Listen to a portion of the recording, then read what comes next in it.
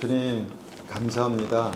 주님께서 이렇게 예배를 통해서 믿음을 통해서 귀한 분들을 만나게 하시고 알게 하심을 감사를 드립니다. 하나님, 세상에는 사람이 두렵고 사람이 싫고 하나님 그런 분위기를 하나님 보게 되지만 하나님 우리가 믿음 안에서 사람을 만난다는 것 또 한 분을 만난다는 것이 얼마나 큰 축복이고 은혜인 줄 모르겠습니다.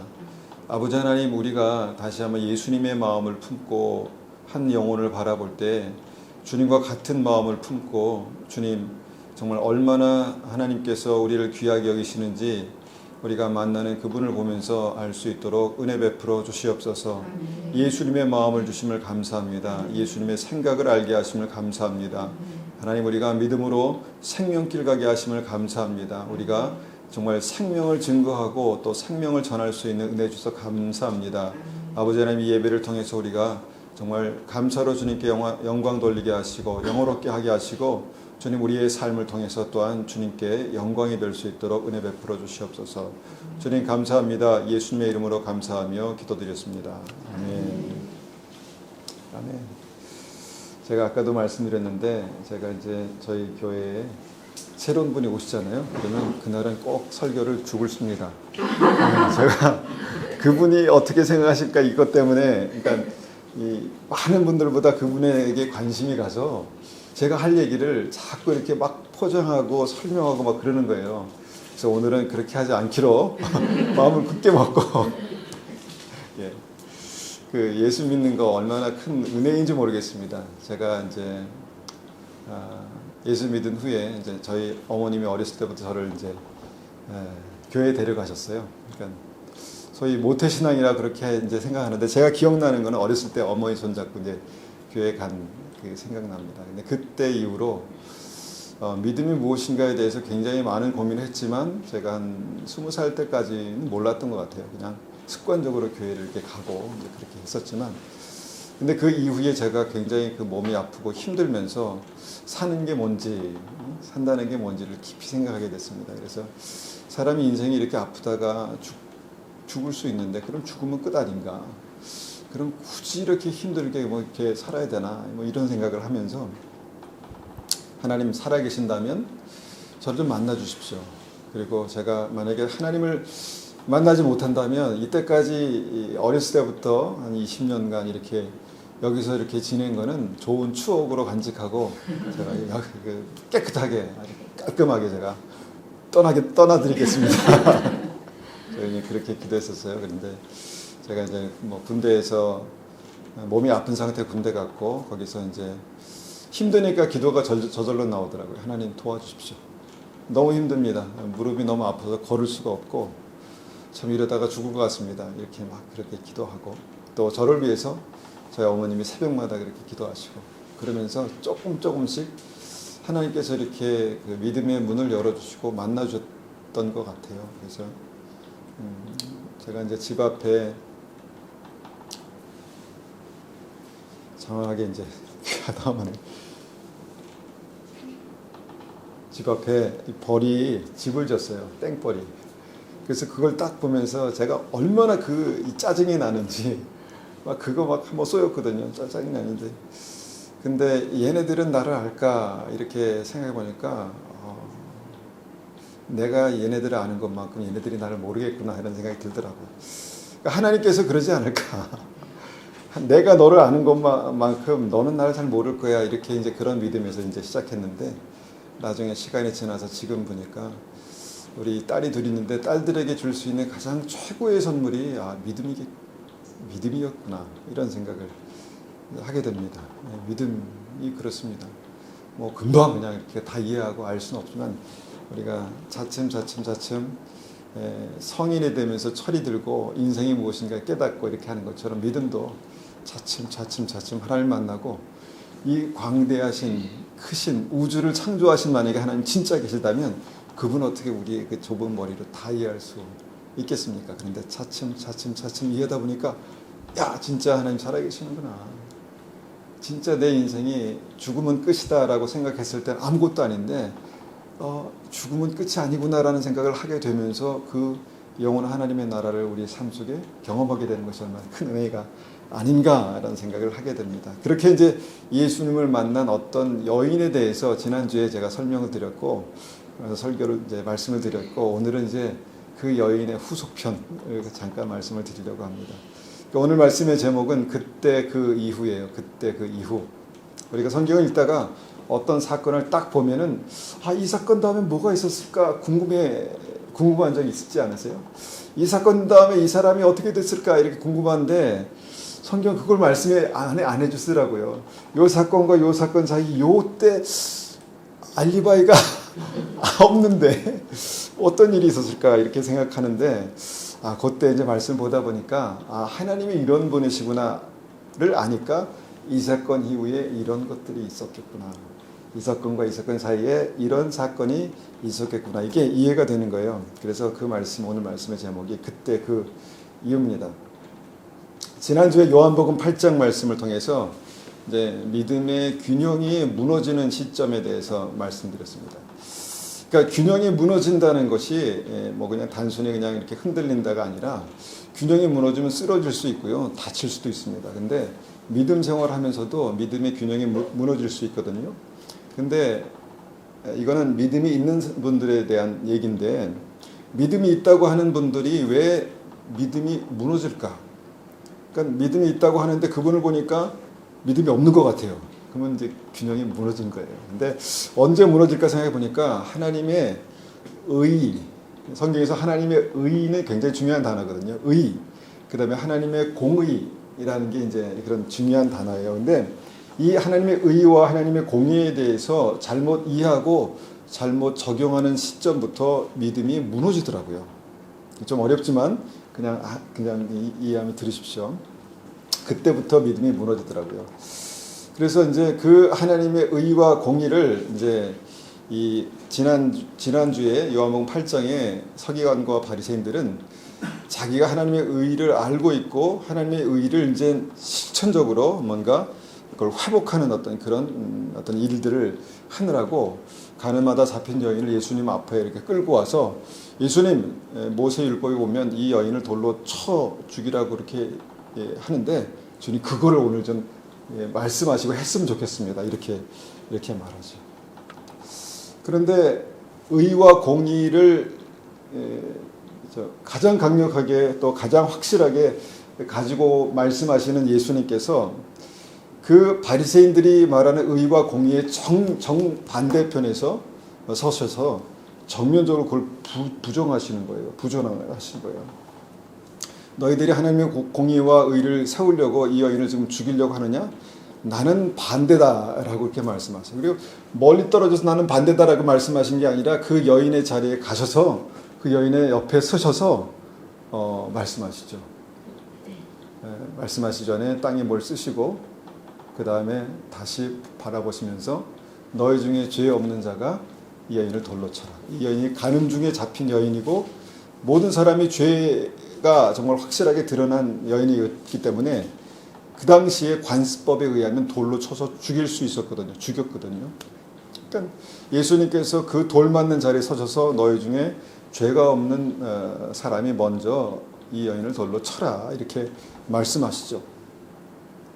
그러고 나서 예수님께서 땅에 뭘 쓰셨는데 제가 이 부분이 궁금해서 기도했다고 말씀드렸죠. 기도했더니 주님께서 그거가 이거다라고 그런 마음을 주시더라고요. 그러니까 거기서 돌 들고 있는 사람들의 이 숨겨진 죄들을 바닥에 쓰신 거예요. 그 사람이 이제 죄 졌던 사람들의 이름, 그 다음에 장소, 물건 그런 걸 쓰셨을 것 같아요. 제 생각입니다.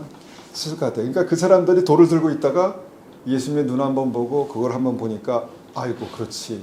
내가 이 돌을 들고 이 여인을 칠 자격이 없지. 이렇게 이제 안 것입니다.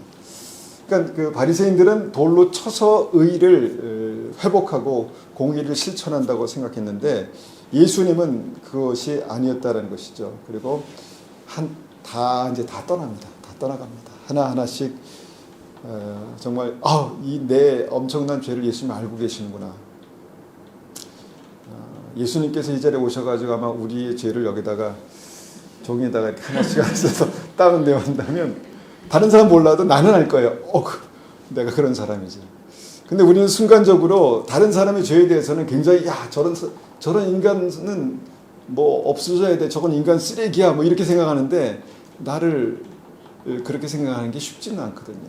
그래도 나 정도는 그래도 어느 정도 이렇게 나 정도는 돼야지 이런 생각을 하게 되는 것이죠. 하여튼 그렇게 이제 정죄하던 공의, 의를 이제 실천하고 의를 바로 세우겠다는 사람들 다 떠나가고 예수님과 여인만 남았을 때 주님께서 하신 말씀, 오늘 보기 원하는 말씀이 요한복음 8장 11절입니다. 요한복음 8장 11절입니다. 요한복음 8장 11절, 12절. 성경은 이것이 마치 떨어져 있는 말씀 같지만 연결되는 말씀입니다. 한번 읽어보겠습니다. 11절입니다. 예수께서 이르시되 나도 너를 정죄하지 아니하노니 가서 다시는 죄를 범하지 말라 하시니라. 다시 한번 읽겠습니다. 예수께서 이르시되 맞습니까? 틀렸습니까? 요한복음 8장 11절 예수께서 이르시되 나도 너를 정죄하지 아니하노니 가서 다시는 죄를 범하지 말라 하시니라. 함께 읽겠습니다. 예수께서 또 말씀하여 이르시되 나는 세상의 빛이니 나를 따르는 자는 어둠에 다니지 아니하고 생명의 빛을 얻으리라. 그러니까 예수님께서 이 사건의 연이어서 또 말씀하셨어요. 그러니까 말씀 이 앞에 사건과 관련 있는 말씀이죠.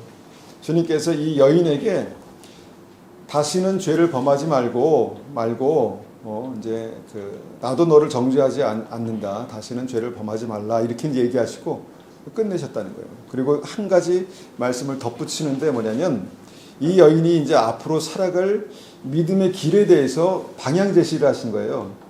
나는 세상의 빛이니 나를 따르는 자는 어둠에 다니지 않고 생명의 빛을 얻으리라 라고 말씀하셨다는 것입니다. 그러니까 우리가 예수님의 이 말씀을 이제 요약해 보면 이제 세 가지 정도 요약됩니다. 그러니까 예수님은 정죄하시지 않는다. 이런 상황에서 정죄하시지 않는 분이다. 아, 예수님은 정죄하시지 않는 분이구나. 우리가 죄를 봤을 때 먼저 우리는 그 죄를 좀 이렇게 손가락질하고 싶긴 하지만 그렇게 손가락질할 때 한 손가락은 앞사람, 이 손가락이죠. 한 손가락 하지만 나머지 손가락은 나한테 온다. 이런 말도 하지 않습니까? 근데 예수님은 정죄하시는 분이 아니시래요. 나중에 물론 마지막 때 심판하시겠죠. 그런데 예수님은 믿음을 시작하는 분들을 정죄하는 분이 아니시라는 거예요. 그럼 우리 예수님 닮으면 그렇게 하지 말아야죠. 두 번째는 다시는 죄를 범하지 말라. 그렇다고 해서 죄를 그냥 괜찮아 그렇게 살아도 괜찮아 이렇게 하신 분이 아니라는 거예요. 죄를 범하면 안 된다라는 어떤 그 가이드라인을 주신 거예요. 뭐 그 정도야 누구나 말할 수 있는 거 아닙니까? 나도 너를 정죄하지 않는다. 마음 착하면 그 정도 할 수 있고 다시는 죄를 범하지 말라. 착하게 살자. 이렇게 말할 수 있는 거 아니겠습니까? 그런데 세 번째 말씀이 이제 중요하죠. 나는 세상의 빛이니 나를 따르면 생명의 빛을 얻으리라. 이런 말씀을 하셨다는 것입니다. 나는 빛이니 나를 따르라. 이렇게 말하는 사람이 이제 흔치 않은데 그 중에 한 분이 예수님이었습니다. 그리고 나는 세상의 빛이니라고 말씀하실 수 있을 만한 그런 삶을 사셨고 어떤 그런 자격이 있는 분이라고 우리는 이제 믿고 이제 이분의 말씀을 우리가 붙드는 것이죠. 가이드라인을 주셨다는 것입니다. 그리고 그 여인을 보내셨습니다. 그래서 제가 궁금했던 것은 그 여인을 보냈는데 그 이후에 이 여인이 어떻게 됐을까? 이게 궁금합니다. 짧은 말씀이잖아요. 회개한 것도 아니고 물론 죽을 뻔했는데 살려주신 그 은혜는 받았죠. 근데 그렇다고 해서 이제 사건을 통해서 이 여인이 변화됐을까? 구원받았을까? 구원받는 건 더더욱 아닐 것 같습니다. 왜냐면 그냥 이전 삶을 회개하지도 않았고 뭔가 믿음의 표현을 하지도 않고 그냥 그렇게 갔다는 것이죠. 그래서 그 사건 이후에 이 여인의 삶이 궁금하다라는 생각을 하게 됩니다. 왜냐면 우리도 어떤 면에서는 주님께서 그렇게 살려주신 사람들이 아닌가 생각합니다. 아마 천국에서 우리의 이전의 이 땅의 삶의 행적들이 하나도 지워지지 않고 다 까발려진다면 얼마나 창피할까 이런 생각을 저만 했나요? 예, 갑니다. 만약에 천국에 갔는데 우리의 행위록에 그게 그리스도의 보혈로 지워지지 않고 용서되지 않는 죄들이 남아있고, 그 주님께서 하나하나 무슨 필름처럼 다 보여주신다 그러는데, 만약에 그렇게 된다면 얼마나 부끄러울까, 얼마나 창피할까, 이런 생각을 하는데, 이 여인이 그런 이제 거기까지만 얘기하고 이제 보내셨다는 것입니다. 가이드라인만 받고 이제 헤어졌다는 것입니다. 그러니까 이 여인이 지금 구원받은 상태가 아니라는 거죠. 그래서 이제 우리가 이제 이 이후의 삶을 이제 한번 보면서 이 여인의 이후의 삶을 이제 우리가 한번 생각해 보는 것이죠. 예수님을 따라 생명의 길을 간다는 게, 이런 사람이 예수님을 따라서 생명의 길을 간다는 게 어떤 것일까? 과연 어떤 것일까요? 한번 생각해 보십시오. 이 여인이 이제부터 예수님을 따라 생명의 길을 간다라고 이제 할 때 너무 추상적이지 않습니까? 예수님의 제자가 된 것도 아니고 예수님을 따라 생명의 길을 간다? 굉장히 추상적이고 애매한 것 같은데, 이것을 우리는 이제 성경에서 한번 찾아볼 수 있지 않을까, 이런 생각을 고민을 해 본다는 것입니다. 왜냐하면 우리도 예수님을 따라서 생명의 길을 가는 사람들이기 때문에.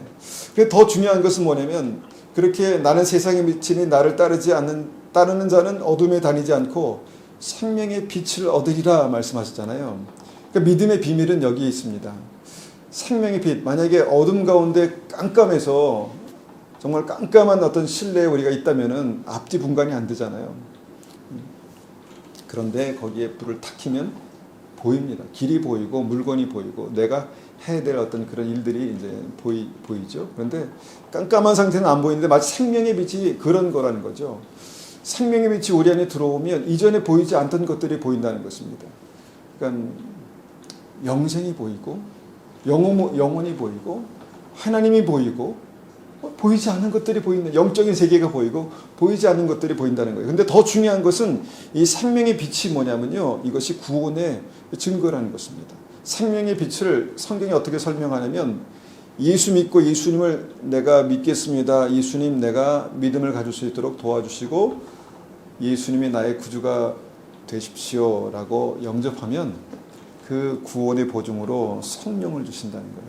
이 영, 이 스피릿이 이제 하나님의 영은 홀리 스피릿이라고 얘기하지만, 이 스피릿이 무엇입니까? 많은 믿지 않는 사람들도 인정하는 그런 신, 여러 영적인 존재들, 용한 무당 얘기하지 않습니까? 그런 영적인 존재들이 있다는 거죠. 근데 하나님의 영이 있다는 거예요. 그 모든 이 영들의 왕의 왕 대신 그 하나님의 영이 있다는 것이죠. 그 주님의 성령이 우리 안에 오시면 생명의 빛을 얻는다. 그래서 이제 나를 따르면 생명의 빛을 얻는다, 이렇게 말씀하시죠.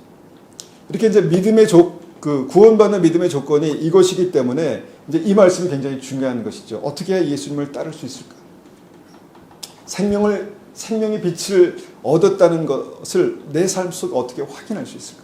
이런 것들이 굉장히 중요하다는 것입니다. 그래서 이 여인이 이제 어떻게 생명의 길을 갔을까를 우리가 상상해 보면서 이제 말씀들을 몇 군데 이제 우리가 아는 말씀들을 한번 찾아보겠습니다. 누가복음 7장 37절입니다. 누가복음 7장 37절.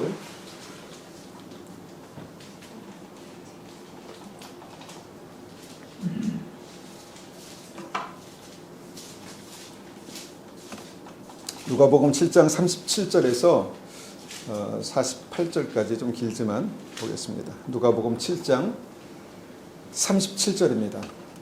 그 동네에 죄를 지은 한 여자가 있어 예수께서 바리새인의 집에 앉아 계심을 알고 향유 담은 옥합을 가지고 와서 예수의 뒤로 그 발 곁에 서서 울며 눈물로 그 발을 적시고 자기 머리털로 닦고 그 발에 입 맞추고 향유를 부으니, 예수를 청한 바리새인이 그것을 보고 마음에 이르되, 이 사람이 만일 선지자라면 자기를 만지는 이 여자가 누구며 어떠한 자 곧 죄인인 줄을 알았으리라 하거늘, 예수께서 대답하여 이르시되, 시몬아 내가 네게 이를 말이 있다 하시니, 그가 이르되 선생님 말씀하소서. 이르시되 빚 주는 사람에게 빚진 자가 둘이 있어 하나는 500데나리온을 졌고 하나는 50데나리온을 졌는데 갚을 것이 없으므로 둘 다 탕감하여 주었으니 그 둘 중에 누가 그를 더 사랑하겠느냐.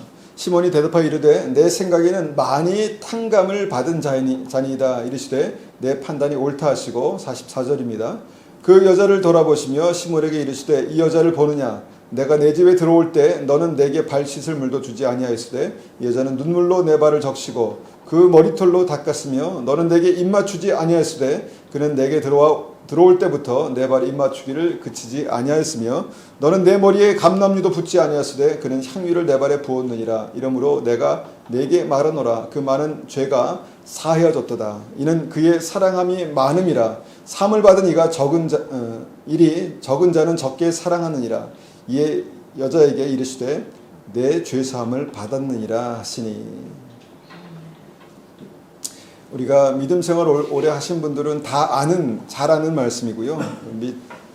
처음 믿음 생활 하시는 분들은 좀 생소한 말인데 이것입니다. 한 동네에 죄 지은 아주 죄가 많은 여자가 예수를 찾아와서 아주 굉장히 비싼 향수가 뭐가 있습니까? 샤넬 뭐 그런 향수.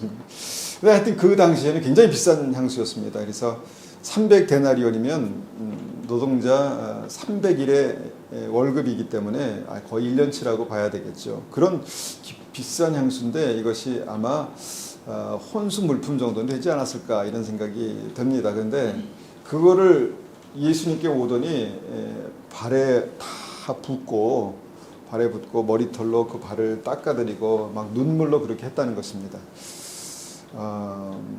거기에 대한 이제 반응을 이제 여기에 적고 있어요. 근데 시몬이라는 어떤 믿는 사람이 바리새인 잘 믿는다고 그 당시에 얘기했던 바리새인이라는 사람 시몬이 만약 이 여자가 누군지 예수님이 아셨더라면 이걸 그냥 그렇게 놔두지 않았을 거다 이렇게 말씀합니다. 근데 무슨 말이냐면 너무너무 정말 부끄러운 어떤 죄 많은 여인이기 때문에 그 여인이 나에게 온다? 그러면 오지 마십시오. 이렇게 말했을 정도의 그냥 같이 있기에 부끄러울 정도의 어떤 그런 여인이었다라는 것입니다. 그런데 예수님께서 이 여인을 그냥 놔두시고 그 여인이 자기의 귀한 향유를 부어서 예수님의 발을 닦아드렸다. 눈물로 적시며 발을 닦아드렸다라는 것을 이제 여기에 기록하고 있습니다. 그러니까 이제 이 여인이 누구인가를 봤을 때 아까 간음중에 잡힌 그 여인과 비슷한 종류의 여인이었다는 것이죠. 죄 많은 여인. 모든 동네 사람들이 다 아는 그런 죄를 지은 여인.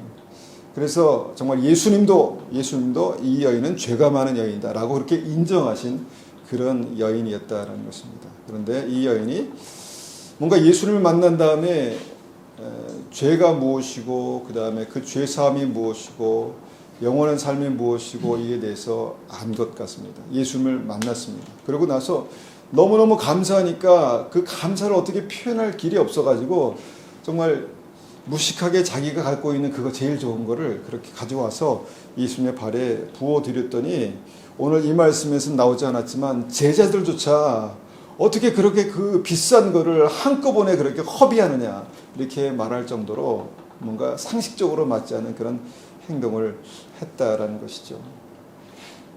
근데 오늘 본문에 보니까 예수님을 청한 시몬도 예수님의 이런 행동을 보면서 시험 들 뻔했습니다. 예수님께 이 여인이 누군지 아십니까 주님? 예수님의 발을 만진 이 여인이 당신은 선지자 아닙니까? 그런데 이 여인이 그렇게 하도록 놔두는 주님은 약간 좀 이상하십니다. 이렇게 이제 말씀하고 있는 것입니다. 시험 들 뻔했죠. 그 정도로 이제 가까이 하기에 부담스러울 정도의 여인이었다라는 것입니다.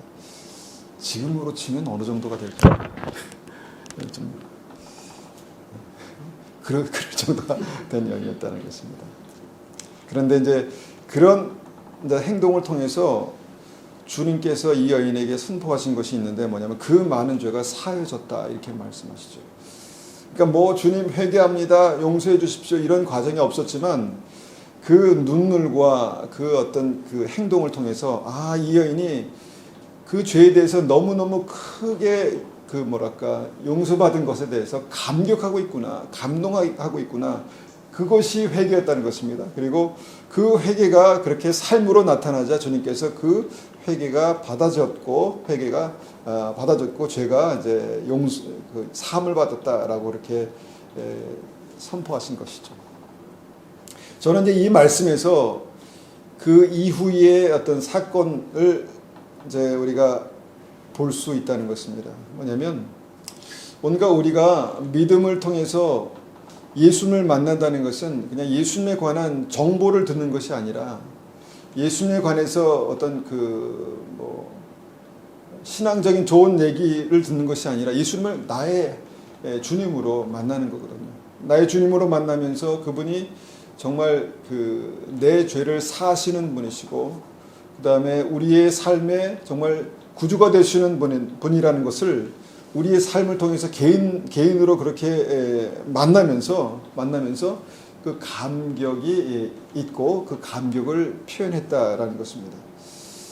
그리고 이제 다른 곳의 성경을 보면은 이 여인의 이 행동에 대해서 복음이 전해지는 곳마다 이 여인이 한 일도 전해져야 될 것이다 이렇게 말씀하셨어요. 그러니까 뭐냐면 이 여인의 한 행동은 복음이다 이렇게 말씀하신 거예요. 복음이다. 그러니까 이 복음의 어떤 그 실체를 보면서 제자들은 이것은 낭비다. 이 여인은 무식한 행동을 지금 하고 있는 것이다. 이걸 팔아서 가난한 사람에게 나눠주면 얼마나 좋으련만 지금 잘못된 행동을 하고 있다. 그리고 예수님도 직접적으로 대해서 말하지는 않았지만 예수님도 잘못하고 계신 거다. 지금 이 여인을 이런 행동을 그냥 받아들이고 있는 것은 잘못된 것이다. 이렇게 말씀하고 있다라는 것입니다. 어떤 사건을 보면서 이 관점의 차이가 결국은 사람의 길을 가릅니다. 이 여인의 어떤 이 가늠한 여인을 바라보는 주님의 관점이 어떠하냐에 따라서 이 여인이 생명의 길을 가느냐 아니면 정말 사망의 길을 가느냐 그렇게 이제 길을 다르게 할 수 있고 또 이 사건을 통해서도 주님의 관점이 무엇인가에 대해서 우리가 보면서 이것이 결국은 이 여인이 걸어갔던 생명의 길이었구나라는 것을 알게 되죠. 이 사건을 보면서 우리가 이 주님의 가장 큰 관심이 무엇인가에 대해서 한번 생각해 봅니다. 하나님은 우리의 중심을 보신다고 말씀하시지 않았습니까? 예수님께서 지금 뭘 보시냐면 이 여인의 마음 중심을 보셨다는 것입니다. 그 마음 중심에 있는 그 감사와 감격과 또 정말 주님을 향한 그런 사랑의 무게를 보셨다는 것이죠. 우리가 이제 그 돈에 대해서는 약간 이제 오해의 소지가 있기 때문에 조심스럽게 말씀드려야 되겠지만 돈을 우리가 가지고 쓰다 보면 가볍게 쓸 수 있는 돈이 있고 쉽게 쓰기 힘든 돈이 있습니다. 그것은 왜 그러냐면 그 돈에 우리의 마음이 묶여 있기 때문이죠. 마음에 묶여 있기 때문입니다. 우리가 말로 사랑한다라고 얘기하면서 우리의 물질이 어떻게 보면 사랑하는 그쪽으로 흘러갑니다. 그러니까 사랑하면 돈을 쓰게 됩니다. 우리가 자녀들을 사랑하니까 돈을 쓰잖아요. 그 돈을 귀한 돈을 쓰잖아요. 사랑하면 사랑할수록 많이 사랑할수록 큰 돈을 써도 아깝지 않습니다. 그런데 지나가는 사람에게 큰 돈을 씁니까? 왜 못 씁니까? 똑같은 사람인데 사랑하지 않기 때문에 관심이 없기 때문에 그렇다는 것이죠. 그러니까 이 여인의 어떤 이 300데나리온은 그냥 값비싼 향유라는 관점에서 우리가 그냥 생각하고 끝날 것이 아니라 이 여인의 사랑의 무게구나라는 것을 보게 됩니다. 그러니까 많이 사랑하면 그렇게 행동하게 되고요. 많이 사랑하면 그렇게 말하게 되고 많이 사랑하면 그렇게 가게 됩니다. 그렇게 가게 됩니다. 자기가 사랑하는 쪽으로 그렇게 가게 된다는 것이죠. 우리가 이제 자기를 위해서 명품백 살 수도 있죠. 그죠? 명품백. 설교하기 위해서 예를 드는 겁니다. 명품백을 비싸게 그렇게 조그만 가방을 비싸게 해주고 사는 이유가 뭡니까? 그만큼 자기를 사랑하기 때문에. 그렇습니다.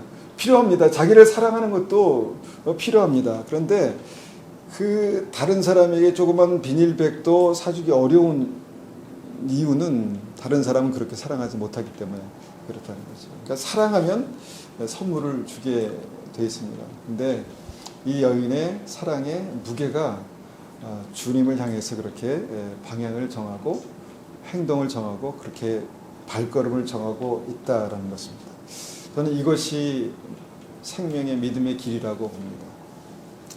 그러니까 처음부터는 그것이 되지 않지만 하나님을 사랑하면, 하나님을 사랑하는 것이 믿음이면 그의 삶을 통해서 뭔가 그 가는 길이 나타난다는 것입니다. 보여진다는 것입니다. 이것을 그냥 우리가 종교성으로 어설프게 흉내내려고 하면요, 시험 듭니다. 드리면 복 받는 거 아닙니다. 잘못 드리면 시험 듭니다. 그래서 안 드리는 게 더 좋은 거예요. 그러니까 향유를 부어드리고 나서 이거 다 부어버렸네. 이게 아까운 것이죠. 어설프게 이렇게 하면 시험 드는 거죠. 그런데 사랑하는 만큼만 표현하면 됩니다. 그리고 우리가 사랑하는 만큼만 표현할 때 사랑하는 만큼보다 조금 더 표현해 보십시오. 그러면 감동을 받습니다. 부부 사이에 자녀에게 내가 사랑하는 만큼 표현할 수 있는데 그거보다 조금 더 표현해 보십시오. 아니 이 사람이 왜 그러지 갑자기? 뭐 이렇게 감동이 됩니다.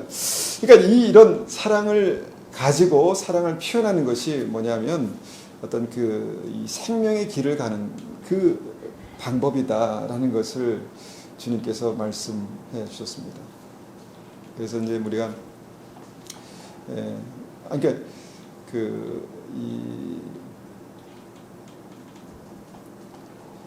헌금 설교하는 게 아닌데 이렇게 됐습니다. 근데 너무 많이 사랑하면 너무 많이 드릴까 봐 하는 게 선을 주셨잖아요. 그게 11조입니다. 더 사랑하지 마라. 더 표현하지. 내가 충분히 알겠다. 됐다. 거기까지거든요. 그래서 우리가 저는 뭔가 저희 어머니는 천성적으로 주는 걸 잘 하시는 분이에요. 그냥 막 다 주세요, 다. 그러면 저는 어렸을 때부터 그걸 보고 자랐기 때문에 너무 아까운 거예요. 그래서 저는 잘 못 줍니다. 그래서 제가 믿음을 가진 이후에도 11조 드리는 게 너무 어려웠어요, 전. 근데 우리 아내는 또 그걸 잘합니다. 우리 아내도 다 맡겼습니다. 근데 나중에 이게 하나님의 은혜구나라는 것을 나중에 알게 됐죠. 그래서 저한테도 굉장히 어려운 말씀이기도 합니다. 근데 중요한 포인트는 뭐냐면 사랑하는 무게만큼 사랑하는 길을 가게 돼 있다라는 것입니다. 그 생명의 길을 가게 돼 있다는 것입니다.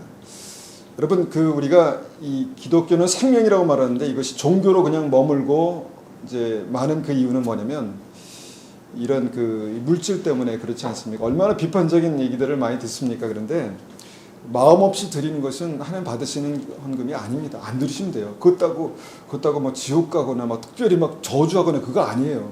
그냥 안 하시면 됩니다. 근데 교회가 이 세금 내는 것이 아니거든요. 세금 부담스러워도 억지로 내잖아요. 이거 아닙니다. 이거 아닙니다. 그냥 뇌물도 아니잖아요. 주님 한번 맞으십시오. 뇌물도 아니잖아요.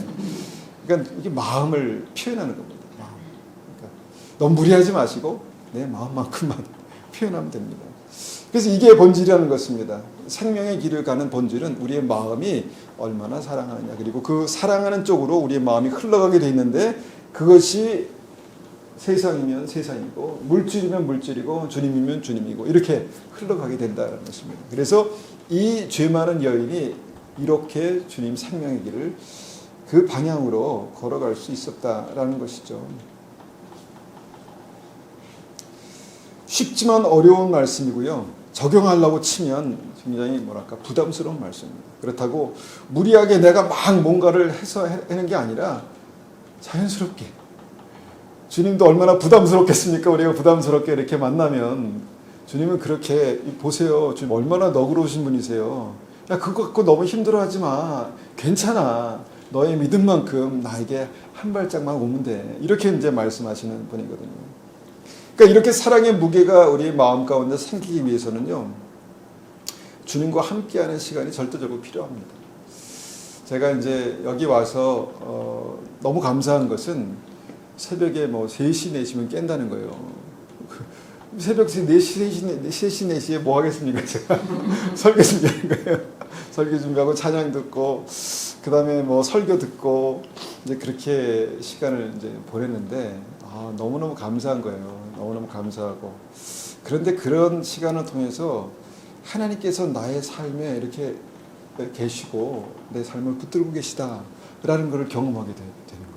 그러니까 우리가 어떤 사람과 교제할 때 많이 만나지 않습니까? 많이 만나면서 그 사람을 알게 되고 사랑하게 되고 그 사랑의 무게가 또한 그 두 사람의 길을 방향을 정하게 되죠. 그래서 예배 드리는 시간도 그런 차원에서 중요하고, 기도하는 시간, 저는 이제 오면서 이제 찬송도 듣고 간증도 듣고 이렇게 하는데, 그렇게 이제 은혜 받는 시간들, 이게 중요합니다. 그러면서 아, 하나님이 이런 분이시구나. 하나님이 이분에게는 이렇게 역사하셨구나. 야, 하나님 그런 분이면 나를 좀 그렇게 만나주시면 좋겠다. 하나님 저를 그렇게 만나주십시오. 이렇게 이제 하면서 주님을 더 깊이 알아가게 되는 것이죠. 그래서 함께 정말 있는 시간이 많으면 많을수록 더 친해질 수 있습니다. 부부가 그렇지 않습니까? 함께 있는 시간이 많으면 많을수록 짜증이 나죠. 짜증이 납니다. 아마 그 사랑을 좀 베풀어야 되는데 너무 편하니까 인색하게 사랑을 좀 이 선에서 사랑을 절제하니까 자꾸 그러게 되지 않을까. 내가 표현할 수 있는 것보다 한 번만 1만 더 1%만 더 날마다 표현할 수 있다면 아마 깊어질 것입니다. 근데 그 짜증의 시간이 다 가고 나서 그 깊은 정으로 변하더라고요. 그래서 이제 혼자 한국에 오게 됐는데, 아, 같이 오면 참 좋았을 걸. 몇 번이나 그렇게 막 마음을 굳게 먹고 있다가 안 되지. 그렇게 했습니다. 그러니까 혼자는 안 되더라고요. 그래서 그런 시간들 많이. 그래서 함께 있는 시간이, 그 양질의 시간이 많으면 많을수록 사람은 더욱더 무거워지고 그것이 우리의 길을 정하게 되는데요. 그런데 이제 우리는 이제 신앙 안에서 이 사랑의 무게를 어떻게, 양질의 사랑의 무게를 어떻게 가늠할 수 있는가. 그러니까 믿음으로 사랑하는 것을 이제 배우는 거죠. 예수님의 방법으로 용서하고 이해하고 덮고 오래 참고, 그러면서 그 사랑이 점점 뭔가 이 진주 조개 안에 있는 진주처럼 아픔을 주지만 나중에 영롱한 진주 보석이 되는 것처럼 우리의 어떤 사랑도 그렇게 되어가리라 믿습니다. 이것이 첫 번째 말씀드리는 길입니다. 두 번째로 생각해 볼 말씀은요, 우리가 또 아는 우물가의 사마리아 여인에 관한 말씀입니다. 이 역사적인 배경을 조금 우리가 그냥 이해하면 이제 우리와 일본과의 관계, 뭐 그런 비슷한 관계입니다. 그래서 유대인들은요, 이 사마리아 사람을 이제 피가 섞였다는 어떤 그런 이유로 개라고 그렇게 노골적으로 표현했습니다. 그리고 이제 이 여인, 그 사마리아 출신의 한 여인을 우물가에서 예수님께서 만나셨죠. 근데 성경을 우리가 좀 아시는 분들은, 이제 잘 이해하시는 분들은 예수님께서 우물가로 찾아가셨다라는 표현이 더 적절할 것 같습니다. 찾아가셨습니다. 사마리아 여인을 우물가로 찾아가셨습니다. 여인이 오는 시간에 맞춰서 찾아가셨습니다. 그리고 얘기하는 가운데 우리가 알게 되는 사실은 뭐냐면, 이 여인은 남편이 6번째입니다. 6번째 남편입니다. 지금 살고 있는 남편이 6번째. 그럴 수도 있지라고 이제 생각했지만, 당시의 기준으로 봐서는 굉장히, 당시의 엄격한 사회적인 어떤 이 잣대로 봐서는, 엄격한 잣대로 봐서는 굉장히 문란했던 그런 사람이라는 표현을 이렇게 한 것입니다. 정말 인생의 바닥을 살아가는 그런 아주 굉장히 힘든 여인이었죠. 그런데 이 여인이 대화 가운데 예수님을 만났습니다. 여러분, 신기하게 예수님을 만나면 그것이 굉장히 추상적이고 어렵게 느껴지지만, 많은 사람들의 간증을 보면 어떤 단어를 통해서, 어떤 문장을 통해서, 설교를 통해서, 작은 경험을 통해서 만나거든요. 그런 일들이 반드시 있습니다. 믿으면 반드시 그런 일들이 있습니다. 그래서 제가 이전에 20살 때 그렇게 기도했던 것처럼 한번 기도해 보십시오. 예수님, 저를 만나 주십시오. 살아계신다면, 나를 사랑하신다면 저를 만나 주십시오. 이렇게 기도해 보십시오. 그러면 이 여인이 만난 예수님 만날 수 있습니다. 이 여인이 예수님을 그렇게 만났습니다. 사마리아 우물가에서 예수님을 만났습니다. 그리고 은혜 받았습니다. 그리고 그 다음에 나타나는 그 행동이 이제 이 여인이 걸어갔던 길입니다. 요한복음 4장 28절입니다. 요한복음 4장 28절.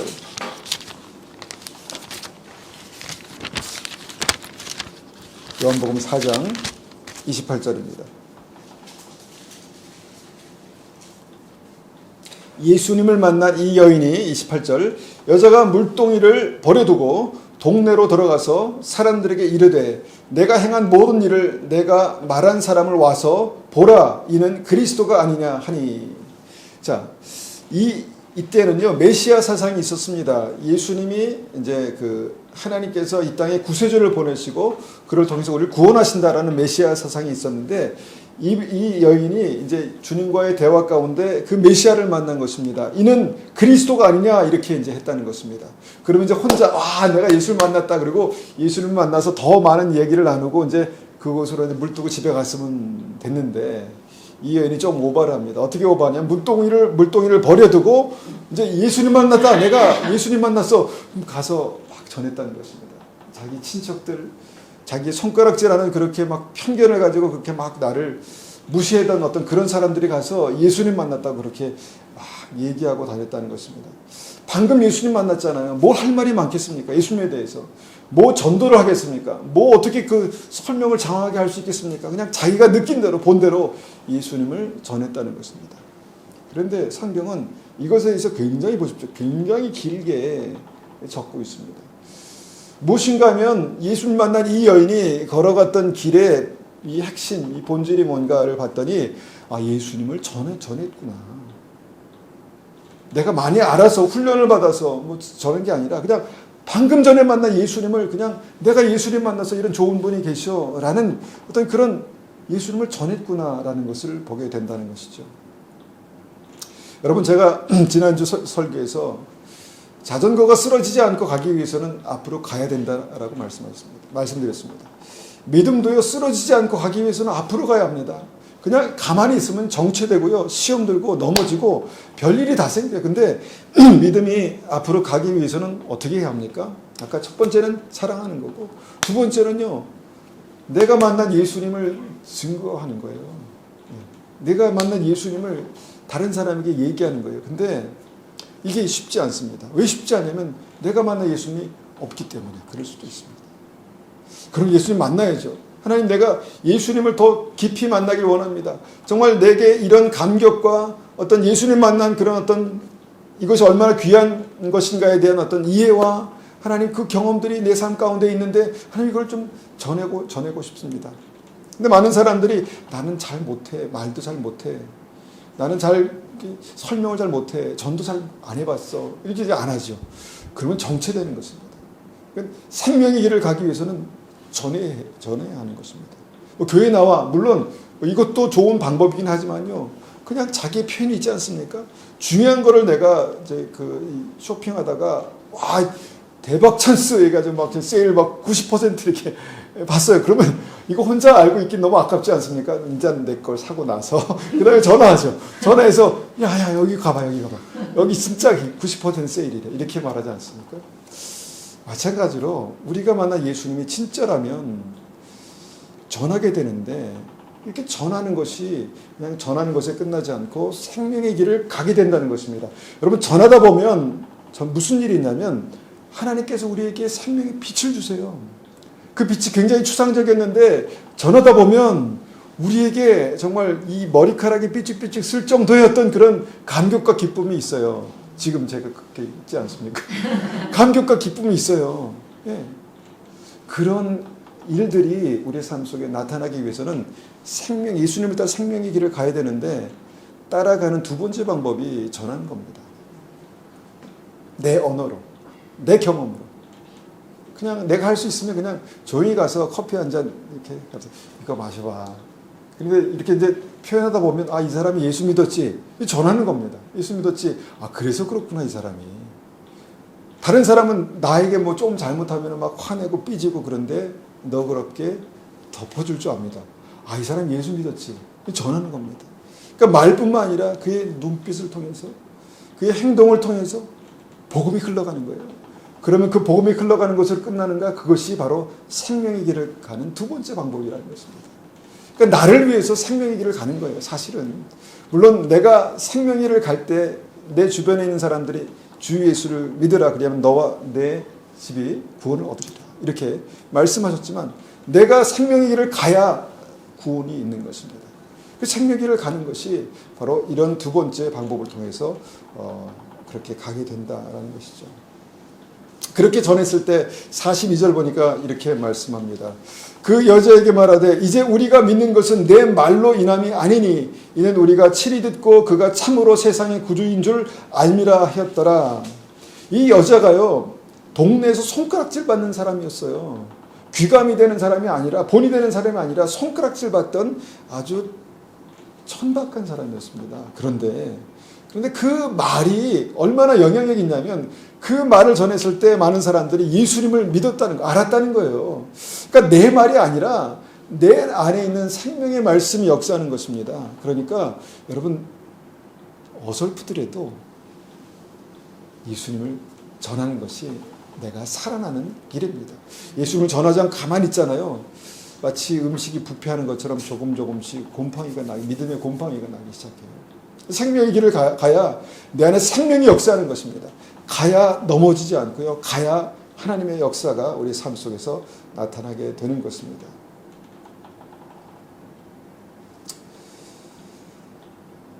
여러분, 이렇게 한 걸음 한 걸음씩 예수님을 따라가는 것이 진짜 믿음입니다. 그냥 예배드리고 예수님에 대해서 알고 종교적인 습관을 가지고 있는 것이 믿음이 아니라 실제로 내가 사랑하고, 하나님을 사랑하는 것과 이웃을 사랑하는 것이 같다 말씀하지 않습니까? 사랑의 무게가 다른 것입니다. 우리가 가진 사랑의 무게는 내가 사랑할 때 길을 가는 것입니다. 이렇게 한 걸음 한 걸음 가는 것이 믿음입니다. 때로는 주님께서 우리를 초장으로, 푸른 초장으로 인도하시죠. 따라가는 것입니다. 그런데 때로는 광야로 인도하십니다. 광야로. 거기는 제가 갈 곳이 아닙니다, 주님. 이렇게 말할 수 있지만 따라가는 것입니다. 왜냐하면 거기에 생명의 길이 있기 때문에, 거기를 통과해야 생명의 길이 있기 때문에, 거기를 통과해야 여러분 출애굽해서 광야를 지나야 가나안에 들어가는 것입니다. 따라가는 것이 믿음입니다. 때로는 주님께서 광야를 가다가 좀 더 심한 아골골짜기라는 상징적이긴 하지만 거기로 인도하실 때가 있습니다. 여기까지는 아니에요, 주님. 여기까지는 주님 사용하겠습니다. 이렇게 말하지만 그때 주님께서 우리에게 보이시는 게 있는데 주님의 지팡이와 막대기가 나를 보호하신다 말씀하십니다. 주님께는 그냥 단순한 지팡이와 막대기지만 그것이 우리의 삶 속에 나타날 때는 하나님의 권능으로 나타나는 거예요. 그런데 그 권능의 역사가 우리가 사막의 음침한 골짜기를 갈 때 역사하는 것입니다. 따라가야 그 권능이 나타나고 은혜가 나타나고 생명의 역사가 나타나는 것입니다. 마지막으로 우리가 한 여인만 더 보면 막달라 마리아라고 부르는 그 막달라 출신 마리아라는 여인이 있습니다. 성경이 말씀하신 이 여인은요, 7 귀신이 들려 있었던 여인이다, 이렇게 말하고 있습니다.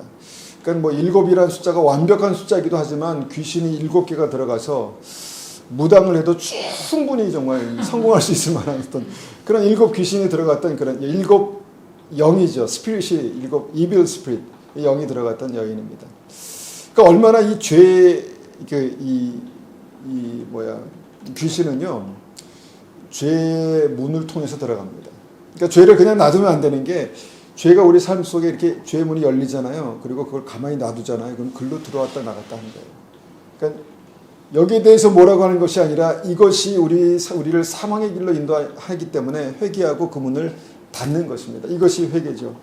하여튼 이 여인이 예수님을 만났습니다. 그리고 예수님께서 그가 회개하기 전에 이 귀신을 쫓아주시고, 그 다음에 병도 고쳐주시고, 그러면서 이 여인이 이제 예수님을 만났죠. 예수님을 알았습니다.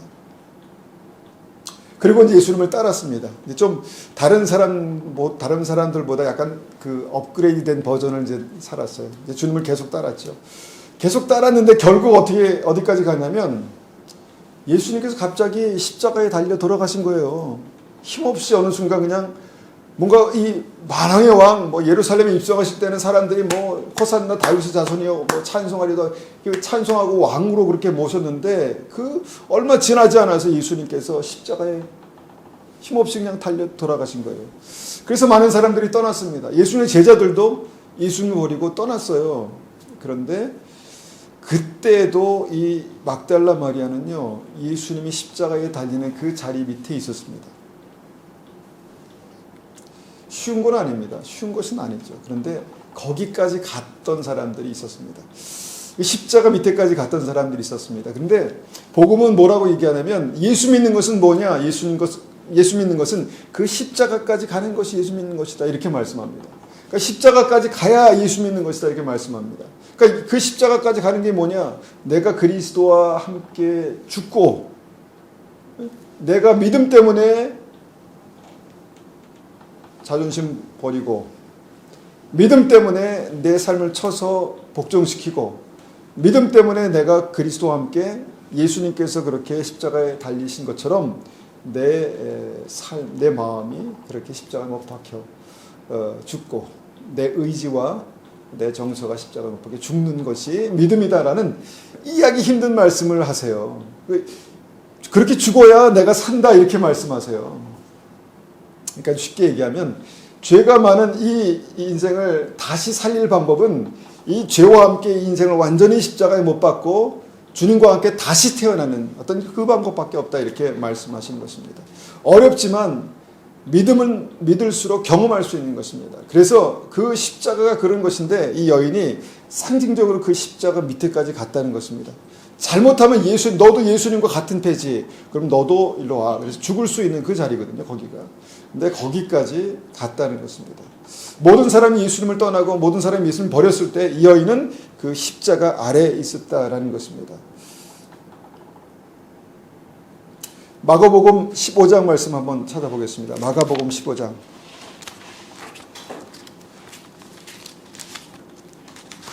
마가복음 15장 39절입니다.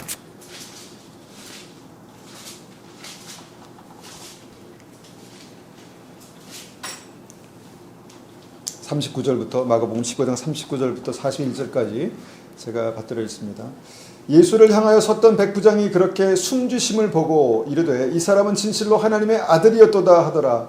멀리서 바라보는 여자들도 있었는데 그 중에 막달라 마리아와 또 작은 야고보와 요새의 어머니와 마리아와 또 살로메가 있었으니 이들은 예수께서 갈릴리에 계실 때에 이르며 섬기던 자들이여 또 그 외에 예수와 함께 예루살렘에 올라온 여자들도 많이 있었더라. 여러분 정말 힘들 때 함께하는 게 진짜 사랑입니다. 정말 힘들 때 함께하는 것이 진짜 친구고요. 정말 힘들 때 함께하는 것이 진짜 사랑입니다. 그래서 여기 이렇게 같이 계시잖아요. 힘들고 어려울 때 힘들고 어려울 때 내 곁에 있는 사람 있잖아요. 그게 진짜 사랑이라는 거죠. 근데 믿음의 순간에는 그런 때가 반드시 옵니다. 성경을 봐도 누구에게나 힘들고 어려워서 떠나고 싶을 때가 온다는 거죠. 근데 그때 그 자리까지 가는 것이 믿음이다라는 말씀을 주님께서 하시는 것입니다. 그 자리까지 가서 그 자리를 지키는 게 진짜 믿음입니다. 왜냐하면 그 자리에서 그 십자가, 믿음의 비밀이라고 말하는 그 십자가의 도가, 십자가의 비밀이 풀어지는 자리이기 때문에 그렇습니다. 내가 그리스도와 함께 죽고 그리스도께서 내 안에 사시는, 예수님께서 내 안에 사시는 것이 어떻게 그게 가능한가? 이게 과연 이게 무슨 마리아 무슨 뭐라고 말하죠? 된장이야 이렇게 말합니까? 이해할 수 없는 말을 이렇게 하시나? 근데 믿음은요 경험하는 거예요. 이해하는 게 아니라 믿음은 경험하는 겁니다. 그러니까 예수님께서 내 안에 계신다는 게 예수 믿고 나서 사람이 변했어. 예수 믿고 나서 내가 변했어. 예수 믿고 나서 내가 완전히 다른 사람이 됐어. 이렇게 말할 수 있는 것이 믿음이거든요. 그런 일들이 그 십자가 아래서 나타난다라는 것입니다. 막달라 마리아는 죄를 용서받은 이후에 예수님을 따라서 십자가 아래까지 거기까지 갔다라는 것입니다. 근데 그 자리가요 그냥 우리 십자가 아래다 이렇게 생각하지만 그냥 모든 것이 끝난 자리예요. 절망의 끝이에요. 내가 그 예수님을 따라서 여기까지 왔는데 딱 와보니까 예수님이 돌아가시네요. 예수님 돌아가셨어요. 그럼 끝 아니겠습니까? 그러니까 세상의 시각으로는 끝인데요. 바로 그 순간에도 막달라 마리아는 그 자리에 있었다는 것입니다. 아마 그 순간 끝났다라고 생각했을 줄 모르겠습니다. 그리고 거기까지만 간 게 아니라 예수님을 그때는 그 동굴에 시체를 안치했는데 영화에서처럼 그렇게 동굴에 예수님의 시체를 안치하고 이제 뚜껑을 닫아놨는데 그곳에까지 이 여인들이 갔습니다. 예수님이 잘 계시나, 예수님이 잘 거기에 이제 누워 계시나 확인하기 위해서 거기까지 갔다는 것입니다. 그런데 거기까지 가서 무엇을 봤냐면 부활하신 예수님을 보게 됩니다. 거기에서, 그 자리에서.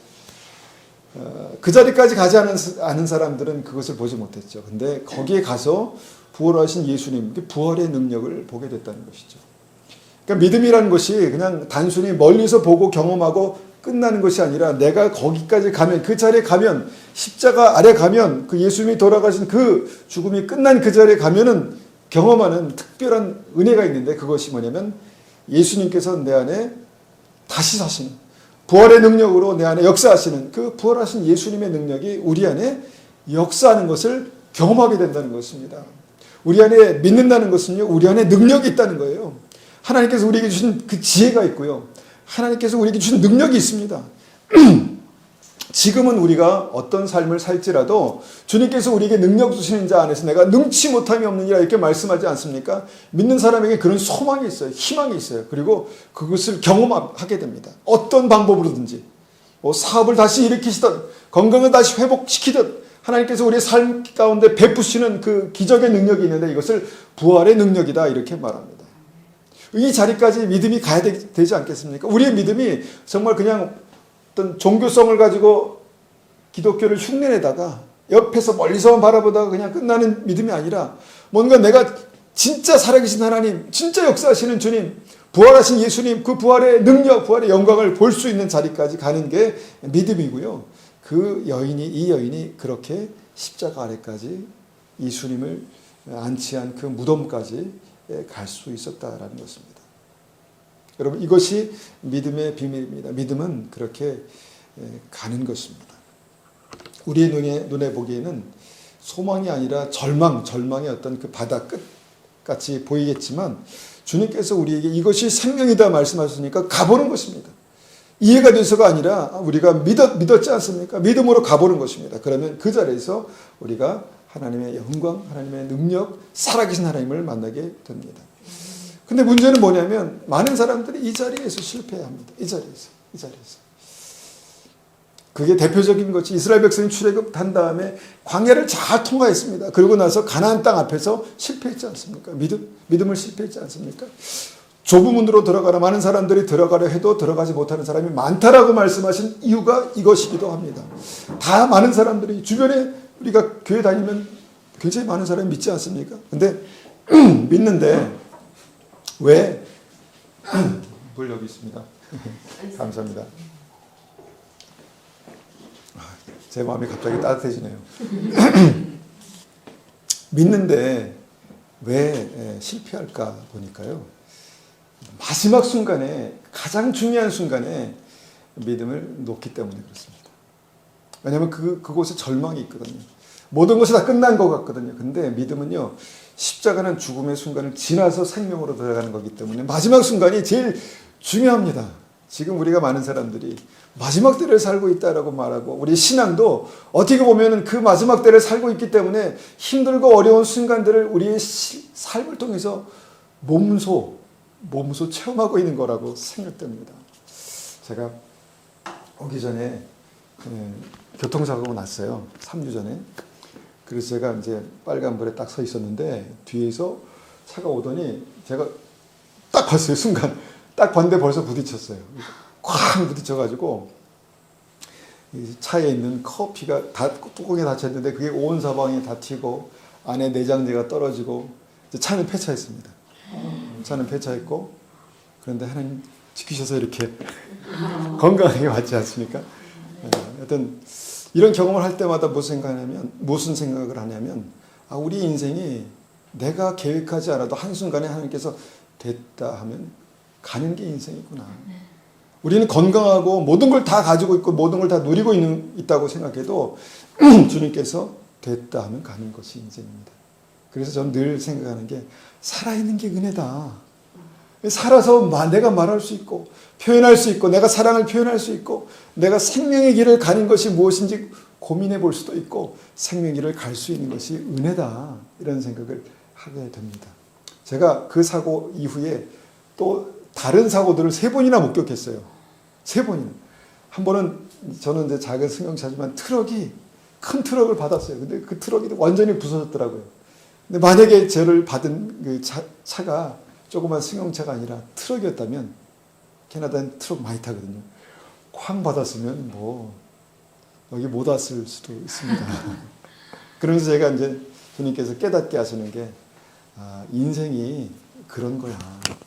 살아있을 때 감사하고, 살아있을 때 정말 기쁨으로, 믿음으로 살아가는 것이, 그것이 정말 생명의 길을 가는 거야. 이런 말씀을 주시는 것 같았습니다. 그래서 오늘도 감사함으로 우리가 하루를 살고, 정말 믿음으로 생명을 간다는 것이 그냥 추상적인 개념이 아니라 실제 우리의 삶을 통해서 경험되어지는, 그래서 나도 경험하고 사랑하는 우리 사랑하는 우리 가족들과 친구분들도 경험하는 그런 은혜가 우리의 삶 속에 있으면 좋겠습니다.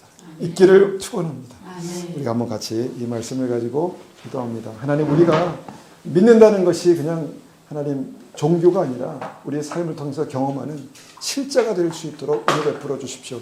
예수님을 따라 생명의 길을 간다는 것이 우리에게 더욱더 깊이 경험되는, 그래서 하나님의 은혜와 하나님의 능력, 축복이 우리의 삶을 통해서 나타나는 은혜가 있게 도와주십시오. 그렇게 한번 같이 기도하겠습니다.